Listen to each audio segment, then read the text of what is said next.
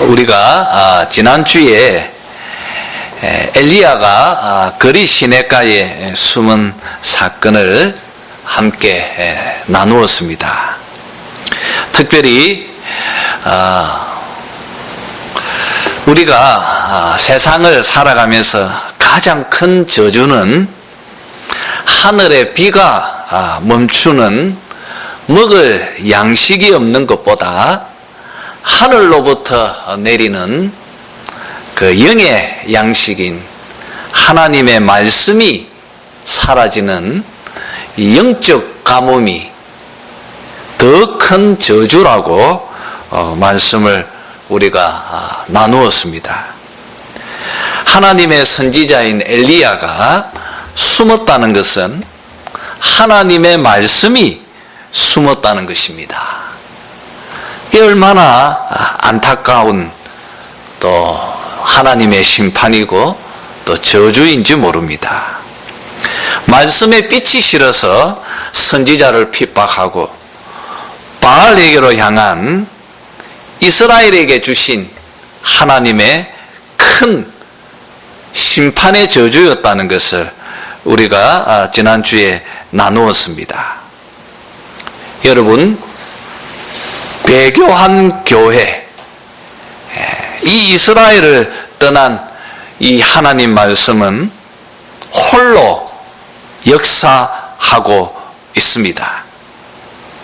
하나님 말씀은 특별히 이방 여인 이 사르밧 과부의 가정 속에서 기적으로 살아서 역사하고 있습니다. 히브리서에 있는 말씀처럼 주의 말씀은 살아 있습니다. 생명력이 있고 넘치는 능력이 있는 줄 믿습니다. 자, 그러면 이제 말씀을 따라 순서대로 함께 살폈으면 합니다. 여러분, 7절에 있는 말씀처럼 하나님께서 보내신 거리 시냇가가 말라버렸습니다. 왜 하나님께서 친히 엘리야를 피난처로 보내주신 거리 시냇가입니다. 그런데 왜 그 시냇가가 말랐습니까? 하나님께서 더 기적을 이어가셔도 될 건데 말입니다. 그런데 9절에 있는 말씀처럼 하나님께서 엘리야에게 시돈에 속해 있는 사르밧으로 가라. 사르밧으로 가라. 거기 머물라. 내가 그곳 과부에게 명령하여 내게 음식을 주게 하였느니라고 말씀하십니다. 여러분, 그렇습니다. 하나님께서 왜 엘리야를 거리 시냇가에서 다시 사르밧으로 옮기셨는지 우리는 알 수가 없습니다. 우리는 하나님의 계획과 또 하나님의 인도하심을 우리는 미리 알 길이 없는 것입니다.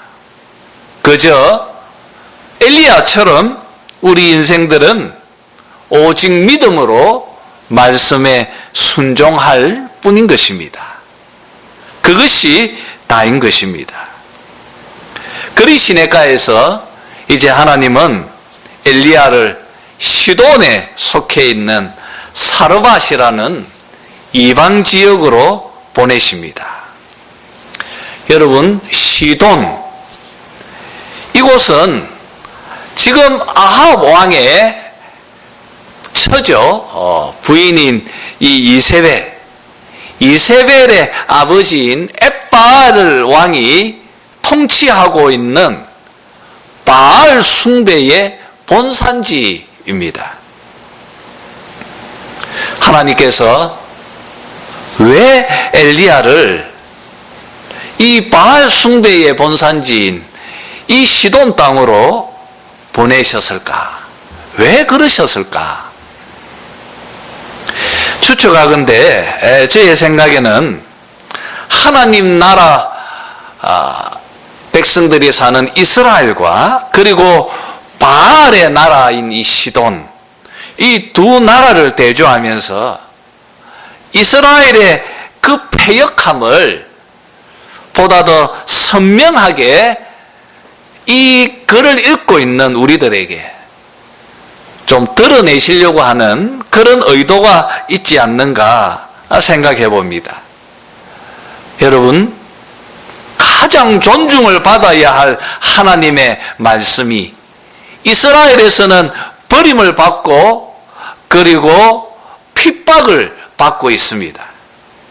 오히려 가장 큰 핍박이 있어야 할 이 바알의 땅 시돈에서 오히려 하나님 말씀에 대언자 이 선지자가 보호받고 또 보존되어지는 정말 이상한 아이러니를 말씀으로 보여주시면서 이스라엘이 얼마나 말씀으로 떠나 패역한 모습으로 살고 있는지를 우리가 말씀 안에서 깨닫게 되어지는 것입니다.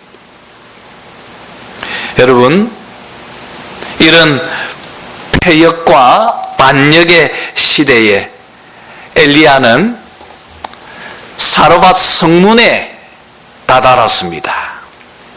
10절 말씀처럼 그곳에 한 과부가 나뭇가지를 줍고 있는 모습을 봅니다. 엘리야는 그 여인에게 물을 조금 달라. 그리고 나에게 떡 한 조각을 달라고 부탁합니다. 여러분, 이런 엘리야의 요구에 과부의 답변이 12절에 등장하고 있습니다. 한번 함께 12절을 읽어봅시다. 같이 읽겠습니다. 시작.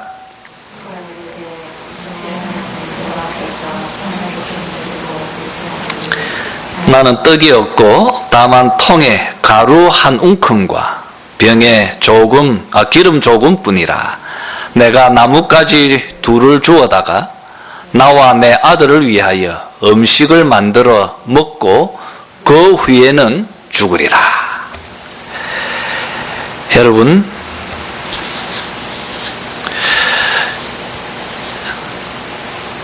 이 여인은 이방 땅에 살고 있는 하나님의 백성입니다.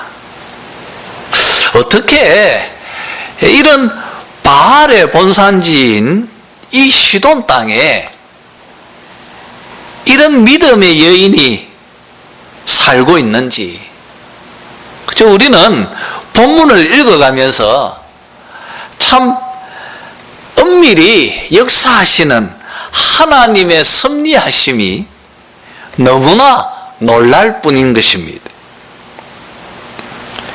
여러분, 이 여인이 자기 입을 열어서 당신의 하나님 여호와께서 살아 계심을 두고 맹세하노니 말하고 있습니다. 여호와 하나님은 살아 계십니다.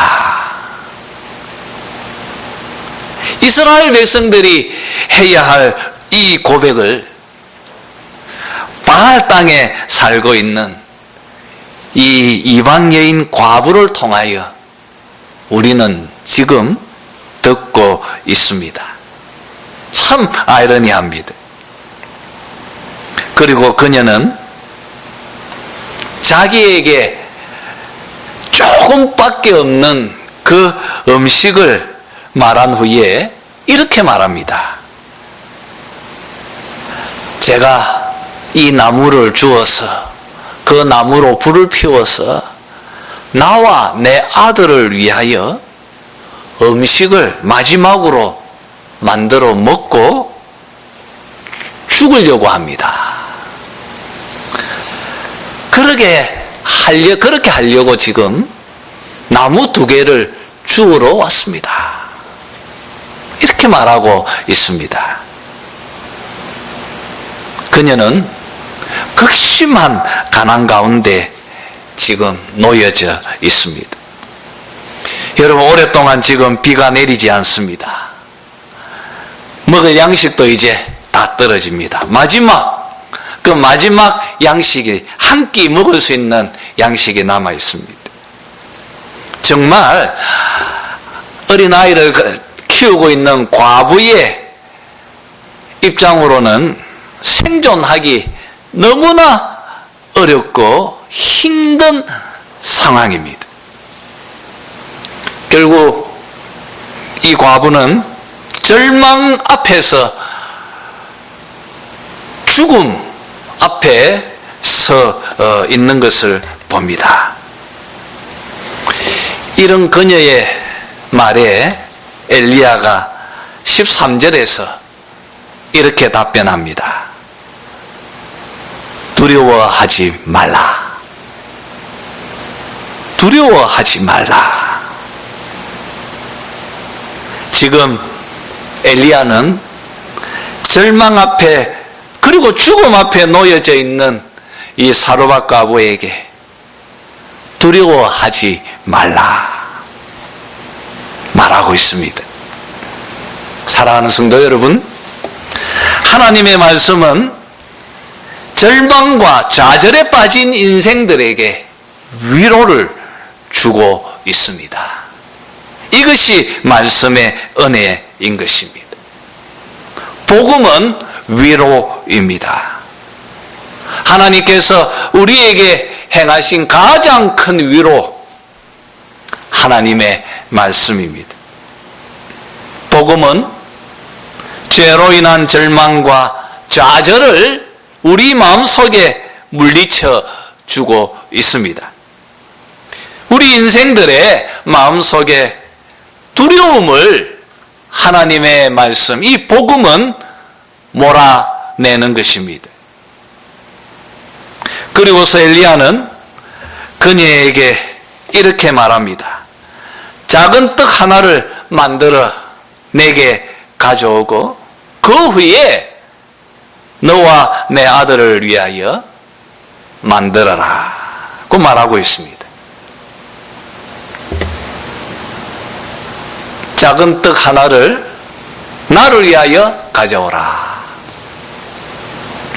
여러분, 우리는 이 말씀을 많이 잘못 적용해서 사용하고 있는 것을 봅니다. 특별히 두 가지입니다. 그것을 제가 한번 짚고 말씀을 넘어갔으면 합니다. 첫 번째로, 여러분, 내가 가난한 가운데에서도 나의 전부를 하나님께 드리면 하나님께서 나에게 더 크고 놀라운 기적으로 갚아 주실 것이다 라고 하는 생각입니다. 여러분, 이것은 잘못된 생각입니다. 왜 그렇습니까, 여러분?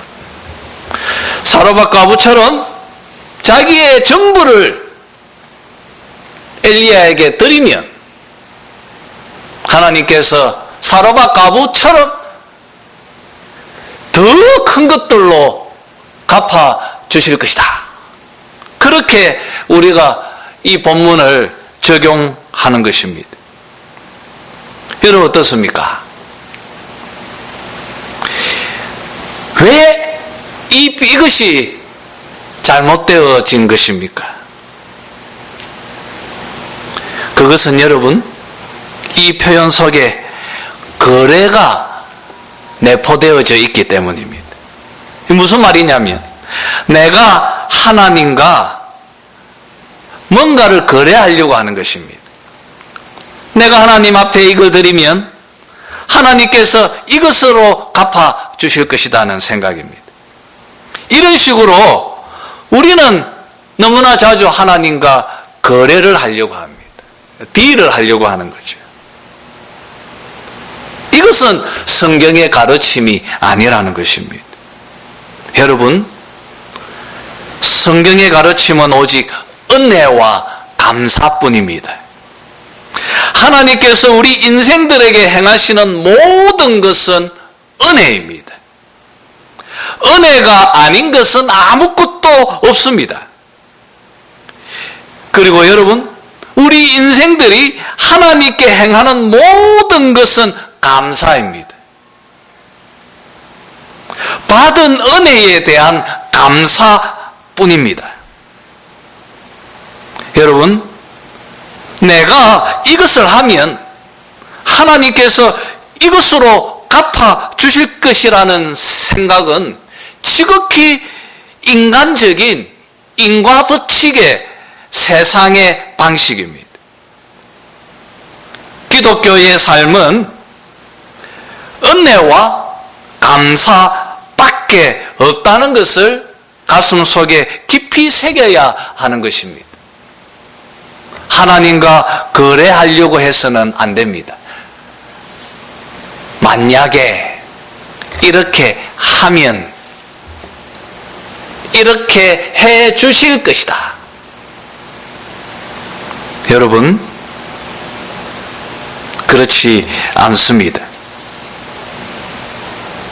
그렇게 하지 아니해도 하나님은 우리에게 더하여 넘치도록 은혜를 베풀어 주실 것이고, 또 그리 아니해 주셔도 우리는 그런 하나님께 감사하며 하나님 앞에 헌신하며 나아가야 하는 것입니다. 말씀을 우리가 그렇게 해석해서는 안 될 것입니다. 그리고 두 번째로요, 오늘 이 말씀을 가지고 목사가 성도들에게 이것을 달라 혹은 이것을 드려라 그렇게 말을 할 수 없다는 것입니다. 오늘날 한국교회 속에는 오늘 본문을 너무나 이런 방식으로 잘못 적용하고 있는 것을 봅니다. 목사가 성도들에게 이것을 달라, 이것을 드려라 그렇게 말할 권위 목사에게 없다는 것입니다. 왜 그렇습니까? 먼저 이것은 오류가 있습니다. 오늘 말씀은 엘리야와 목사를 동일시 할 수 없기 때문입니다. 여러분, 구약의 모든 내용들은 다 누구에 관한 이야기입니까? 구약의 모든 내용은 우리 주 예수 그리스도, 우리의 중보자이신 우리 예수님에 대한 것입니다. 그러니 여러분, 엘리야의 이 모습 속에서 우리는 중보자 되시는 우리 주 예수 그리스도를 우리는 읽어내어야 하는 것입니다. 엘리야 속에서 우리는 예수 그리스도를 읽어내야지, 엘리야와 목사를 동등시해서 그것을 똑같이 적용해서 사용하는 그것은 잘못된 것입니다. 여러분, 목사는 구약시대 때처럼 하나님과 성도들 사이에 서 있는 중보자가 아닙니다. 또 목사는 제사장도 아니고 왕도 아닙니다. 목사는 단지 하나님의 말씀을 전문적으로 배워서 그것을 바르게 해석해 주는 설교자라고 하는 직분을 받은 자일 뿐입니다. 오히려 구약의 왕, 그리고 구약의 이 엘리야와 같은 선지자, 그리고 구약의 제사장, 이 직분은 모두 다 우리 주 예수 그리스도 안에서 성취되어진 것입니다. 오히려 베드로 전서에 있는 말씀처럼 바로 여러분이 왕이고 여러분이 저와 똑같이 제사장이고 바로 여러분이 하나님의 선지자인 것입니다. 이 본문은 그렇게 적용되어져야지 목사에게 적용해서 사용되어질 수 있는 말씀이 아닙니다. 그러니 여러분, 하나님께서 만약 여러분에게 이것을 하라, 또 이것을 바쳐라, 그렇게 말씀하실 때 목사의 입을 통해서가 아니라 우리 주 예수 그리스도의 그 성령으로, 하나님의 영으로 직접 하나님께서 여러분의 심령 속에서 성령의 감동으로 말씀을 하실 것입니다. 목사에게 이런 성령의 권위가 없습니다. 여러분, 이것은 우리들 삶의 모든 영역에서 다 적용되어져야 하는 것입니다.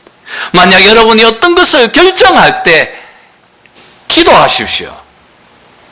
그리고 하나님 앞에서 성령의 감동을 여러분이 들으십시오. 사람에게로 찾아가지 마시고 사람에게 의지해서도 안 됩니다. 그가 비록 목사일지라도 그래서는 안 되는 것입니다. 여러분, 그 얼마 전에 그 PD수첩에서 나왔는데 그 서울에 참 안타까운 그 교회의 모습을 고발하는 것들을 봤는데, 심지어는 이사를 하는 것까지도 그 구역장에게 허락을 얻어야 하고, 그렇게 교회가 이렇게 계급화되어져 있는 것을 고발하는 것을 보았습니다. 참 안타깝습니다. 그 교회는 목사가 참 왕인 것 같아요. 여러분, 바로 그것을, 그 계급을 깨려고, 그 구조를 깨버리려고, 그것이 비성경적이라는 그것을 깨놓으려고 한 것이 바로 종교개혁입니다. 우리가 다 종교개혁의 후예들입니다. 여러분, 우리는 다 내가 왕이고, 내가 제사장이고, 내가 바로 엘리야와 같은 선지자입니다. 우리가 하나님께로 성령으로 우리 주 예수 그리스도께서 열어놓으신 휘장으로, 그 휘장을 지나 그 지성소 안으로 들어갈 수 있는 우리가 바로 대제사장이 되어진 것입니다. 여러분, 오늘 말씀을 그런 식으로 적용해서는 안 됩니다. 여러분, 제가 목사로서 이렇게 살기가, 오히려 목사로서 그렇게 살기가 너무 어려워요. 오히려 그렇게 살아버리면 훨씬 더 편해요. 근데 여러분, 그것이 하나님의 말씀의 길이 아닌 것입니다. 여러분이 바로 하나님 앞으로 가셔서 여러분이 바로 기도하고 여러분이 바로 성령의 음성을 들으십시오. 사람을 의지하고 사람 앞으로 가려고 하지 마십시오. 그리고 바로 여러분이 엘리야와 같은, 바로 여러분이 그렇다는 것을 기억하십시오. 목사에게 그런 권위 없습니다. 성경적이지 않습니다. 자, 그러면 왜 엘리야는 그 어려운 그 여인에게, 지금 마지막 음식입니다, 이거 떡 만들어서 내 아들하고 먹고 죽으려고 합니다 라고 말하고 있는 이 여인에게 그 작은 떡 한 개를 나에게 가져오라고 말을 했을까? 무엇 때문일까요, 여러분? 왜 엘리야는 이 여인에게 이렇게 말을 했을까? 여러분, 이 표현은 하나님께서 엘리야를 통하여 이 여인에게 믿음을 요구하고 계시는 것입니다. 여러분 꼭 기억하십시오. 하나님께서 항상 성도들에게 요구하고 계시는 것은 믿음입니다. 그거 외에 없습니다. 하나님께서 여러분에게 달라고 하는 것, 하나님께서 여러분에게 드리라고 하는 것, 그것은 오직 한 가지입니다. 그것은 믿음입니다. 구약시대나 또 예수님께서 오셨던 그 신약시대나 혹은 지금 우리가 살고 있는 이 시대도 동등합니다. 하나님께서 죄인된 인생들에게 요구하고 계시는 것은 오직 하나, 믿음뿐입니다. 그리고 성경에서 가르치는 이 믿음은 사랑으로 역사하는 믿음인 것입니다. 그래서 믿음은 항상 사랑의 행위인 순종함으로 표현되어지는 것입니다. 그래서 하나님께서 엘리야에게 이 말씀을 하셨다고 생각합니다. 그리고 14절의 말씀처럼 엘리야가 이 여인에게 약속을 하고 있습니다. 14절 한번 볼까요? 한번 읽겠습니다. 시작. 14절.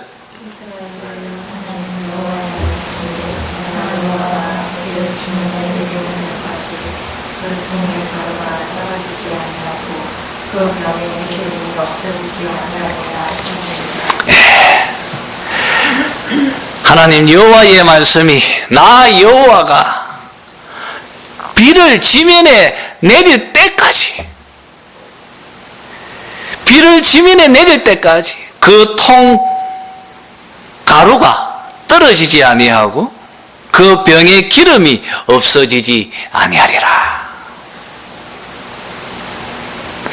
여러분, 엘리야의 이 말을 듣고 사르밧 과부는 믿음으로 순종합니다. 15절을 보십시오.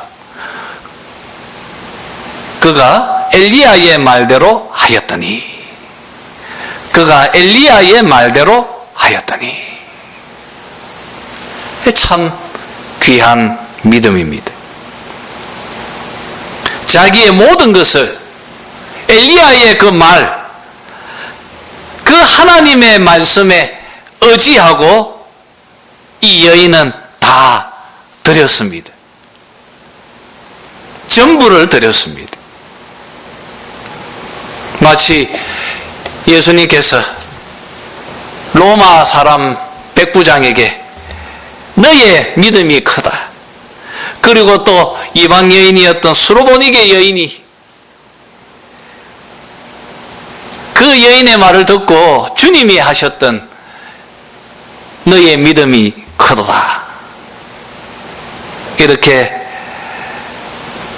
예수님 때뿐 아니라 지금 엘리야 이때 이방 여인이었던 사르밧 과부의 이 헌신이 얼마나 큰 믿음인지 모릅니다.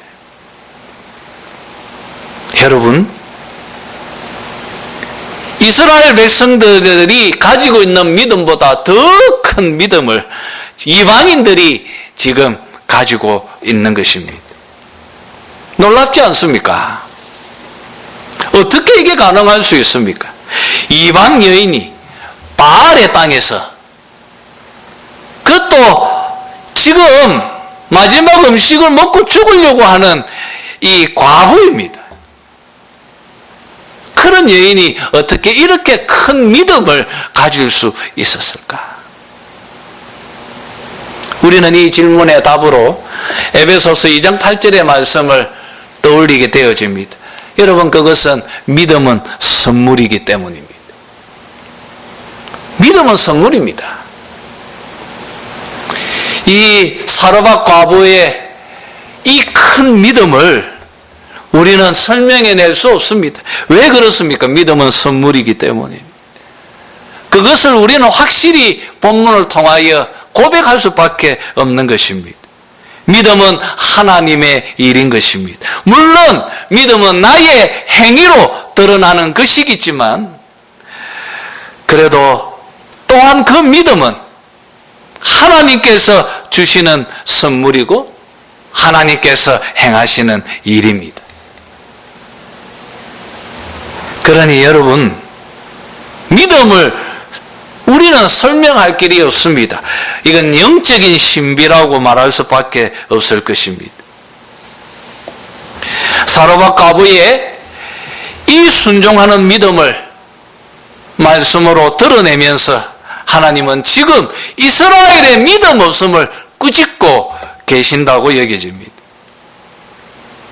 하나님께서 사로잡 과부의 큰 믿음 보시고 응답하신 말씀이 16절의 말씀입니다. 우리 함께 16절을 읽도록 합시다. 16절입니다. 다 같이 읽겠습니다. 시작. 여호와께서 엘리야를 통하여 하신 말씀같이 통의 가루가 떨어지지 아니하고 병의 기름이 없어지지 아니하리라. 여러분, 믿음은 주의 약속이 성취되게 하는 능력이 있습니다. 사로잡 과부의 이 믿음이 기적의 구원을 일구어 갔습니다. 특별히 오늘 이 구절에 하신 말씀같이라고 하는 그 표현에 여러분 집중하시기를 바랍니다. 하나님께서 하신 말씀같이 모든 것이 다 성취되어졌습니다. 어떻게 해요? 여인의 믿음으로 통했습니다. 사랑하는 성도 여러분, 말씀 성취의 도구는 믿음입니다. 이 원리는 지금도 동일할 줄 믿습니다. 사로잡 과부처럼 하나님의 말씀을 믿음으로 수납하고 그리고 그 말씀에 여러분의 자신은 여러분의 모든 것을 바치시기를 바랍니다. 그러면 여러분의 삶 속에 오늘 사로잡 과부의 집에 일어난 이 놀라운 기적들이 여러분의 삶 속에서 흘러 넘치게 될 것입니다. 사랑하는 성도 여러분, 사실 우리들은 하나님으로부터 믿음에 대한 많은 복을 넘치도록 받은 자들입니다. 이미 우리는 사로잡 과부보다 훨씬 더 넘치는 축복을 하나님으로부터 이미 받은 자들입니다. 여러분, 하나님은 우리들이 하나님 말씀에 순종함으로 드러나는 우리의 믿음을 보시고 그 복으로 그 아들, 그 하나님의 독생자 우리 주 예수 그리스도를 보내어 주셨습니다. 누구든지 예수 그리스도 안에 있으면 그가 하나님으로부터 오는 넘치는 기업과 유업들을 축복으로 다 받아 누린 자들이 되어졌습니다.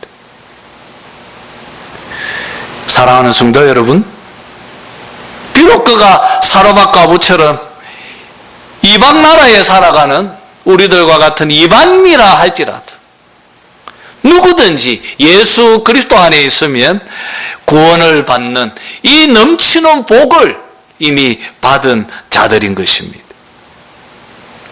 여러분, 오늘 본문의 사로잡 과부의 믿음은 하나님의 이 구원하심이 예수 그리스도 안에서 어떻게 이방인들에게까지도 전파되어질 것인지를 증거하고 보여주고 있는 하나님의 말씀인 것입니다.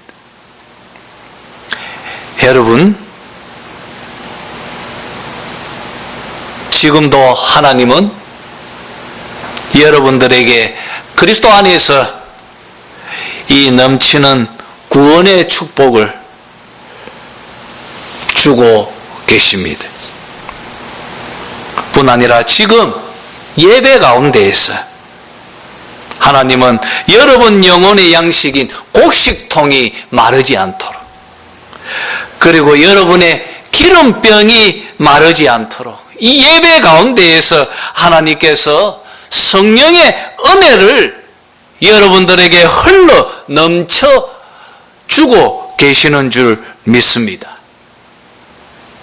여러분께서 사로잡고 아부가 엘리야와 더불어 함께 지내면서 이 놀라운 축복을 향유하고 누렸던 것처럼 여러분들도 이 예배 가운데에서 동일한 은혜와 복을 함께 누리며 살아가는 사로잡고 아부과 같은 믿음의 사람들이 다 되시기를 주님의 이름으로 축원합니다.